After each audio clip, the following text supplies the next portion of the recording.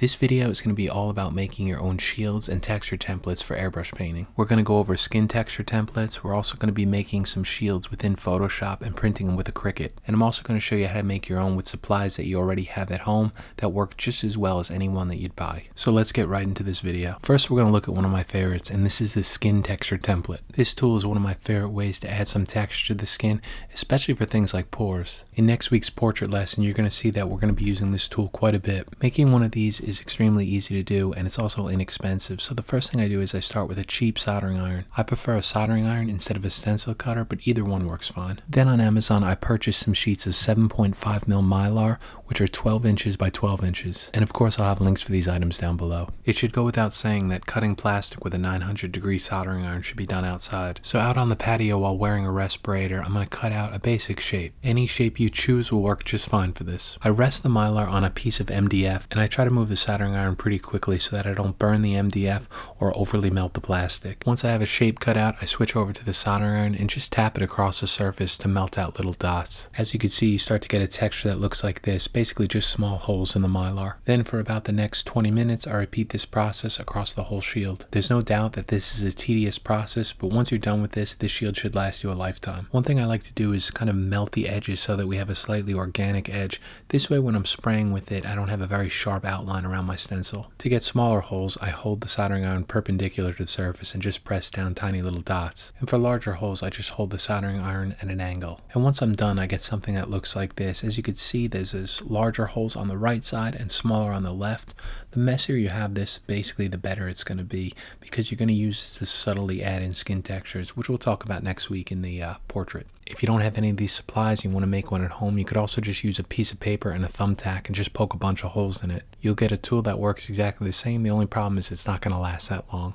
The next items up are shields and French curves that you can make yourself. Using Photoshop and a Cricut Explore Air 2, I'm going to show you how I design a few of these and print or cut them with the Cricut. My favorite thing about using this is you can make them any size you like. You can come up with all different designs, and you can print as many as you like. For many years, I was using plastic French curves, and they work fine, but they're difficult to use because they're so rigid. So all credit goes to Blair for this one, because a few years ago, he released these soft Mylar French curves. Now, I own a few of these, and I absolutely love them. You could buy them on Blair's website, but I wanted to see if I was able to make my own. So using the Cricut and some 7.5mm Mylar, we can cut out all different types of custom shields. Although I still love shields that you could buy online from companies like Art Tool, making your own just makes the process so much better because you could really customize them for each one of your paintings. Now, I'm a big fan of Adobe Photoshop. It's definitely a program I'd recommend. But if you don't have this, you could use a free and open source program called GIMP. Either program or one similar will work just fine for this. First thing I did was found a picture of a French curve I liked, which I bought off Adobe stock. If you search on Google for any picture of a French curve, you could use that as your reference. So what I like to do is place that image into a document which is 12 inches by 12 inches and 300 dpi. Now on the left side of my screen, I click the pen tool and choose curvature pen tool. Once I have this selected, I go around and place points around this French curve,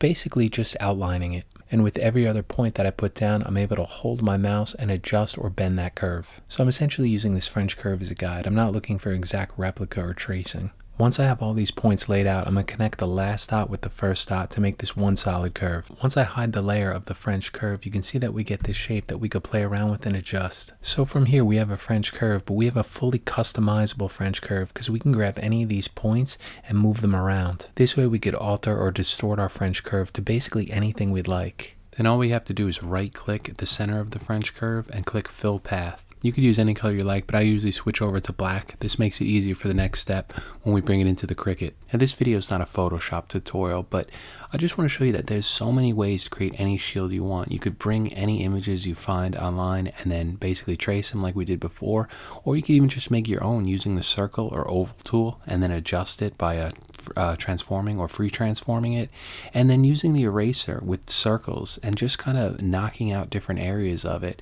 and you can get really interesting shapes that you can cut out, and they work absolutely perfect for either portraits or any other type of painting. And I like to make these documents black and white. It's just easier when we bring it into the program for the Cricut, and all I do is export them as JPEGs and then upload them to that software, which I'm going to show you how to do now. The program used for cutting comes with the Cricut. It's called the Cricut Design Space, and you can download it on their website. From here, it's really easy. I just upload my JPEG onto this program, and then I click Complex Cut. Then all we need to do is click on the negative spaces, and this will tell the program what it needs to cut out. So I click on the background, and then these 3 circles in the middle. And after we choose Cut Image, we can take all our shields or French curves and lay them on the document. So here's a few samples, and this is going to be on the mat. So I'm going to cut out a bunch in one shot. I'm going to cut out 4 here, and in this program too, you could also adjust and kind of distort these too. You can make them larger, smaller, rotate them, all sorts of things to adjust them to your liking. You could also duplicate each layer so you could print many of the same shields on that one piece of Mylar. Once you're happy with your designs, go up to the right corner and click Make It. Then it's going to show you your printing template, and here you could adjust them again. And this is nice to kind of leave some room between each one. It just makes them easier to peel off. And the last thing to do is connect the Cricut to your computer. I do this with Bluetooth. It's just easier for me this way. And here you're going to get a list of materials that you could choose. So here I have Mylar, which I set to 3 passes. And then on pressure, I choose more. When you buy the Cricut, it comes with this cutting mat, which is slightly tacky. So all you want to do is take your Mylar and just lay it on top and just press it down flat. Make sure there's no bumps or, any sort of dirt or debris inside it, because that's going to mess up the cut. And now all we have to do is load this into the machine. Just slide it in under these 2 guides. And then on the right side, you're going to see this arrow that's blinking, and you press that and it's going to pull it in. Once it's loaded, all you have to do is press that Cricut button that's blinking, and it's going to start, and it's going to do all the cuts for you. And I'd like to point out that this video is not a full tutorial on how to use a Cricut and how to make your own French curves and all that. I'm basically just showing you an introduction, showing you that you could really do whatever you like with a tool like this. And yeah, this tool is a bit expensive. It's like $150 to $200, but in the long run, you make so many shields that it pays off for itself, really. I mean, I've already printed hundreds of different shields and masks, and it's such a great tool, and it makes everything so much easier for me. So when the machine's done cutting, you take out the mat, and then all you have to do is peel this off, and you get some really nice French curves. You're going to see these are perfect, and they're just like store-bought ones. And since they're Mylar, they're solvent-proof, and they should last forever as long as you don't bend them or break them. So if you're thinking of picking up the Cricut, it's definitely a tool I'd recommend, because these are just pieces of plastic Mylar. They're basically pennies to make, and if you buy them from a company like Art Tool, you're paying like $20 or $30 for each shield, which is fine and they'll last forever. But with a tool like this, you could print out hundreds of them and you'll have them for life. Now, I understand that plenty of you are not going to want to pick up a Cricut or learn the program because it's a bit of work, setting it all up and making your own shields in Photoshop. But there's another way to do this with tools you basically just have at home. All you're going to need is some paper or some cardstock and an X-Acto blade. Using the X-Acto blade on a piece of paper, I like to rest it on a piece of MDF, or you could use a cutting mat. All you have to do is cut out some curves in it. So within a few minutes, you could literally cut out hundreds of curves, and these work just as well as any shield you could buy or any one that you make with a Cricut. When you're working on a portrait, I notice that the stranger the curves you have, the better, because you're going to be using them in all different areas, maybe the side of the face or the cheekbone or parts of the eye. There's all different angles and curves that you're going to use, so it doesn't really matter what you cut out. This is not like engineering here where we need a perfect shape. Any shape you cut out will really work just fine. The only downside with these is that since they're paper and you're spraying paint on top of them, they're not going to last that long. They're going to absorb the paint and eventually they'll start deteriorating. But if you're working on a portrait that takes you maybe 20 hours or 30 hours, one of these should last throughout the whole portrait, no problem. The one thing I'd recommend while doing this is buy yourself a heavier paper. You can get any type of paper you want, but one I really like is cardstock because it just has some weight to it and it has that rigidity that just kind of holds it in place better when you're using it on your airbrush painting. And if you watch any of my other painting lessons, you'll know that I use these all the time. I basically use the Mylar ones instead, but you're getting the exact same thing with these. To finish up this video, I'm just going to show you a few different extra tools that you could use that I use all the time in my paintings.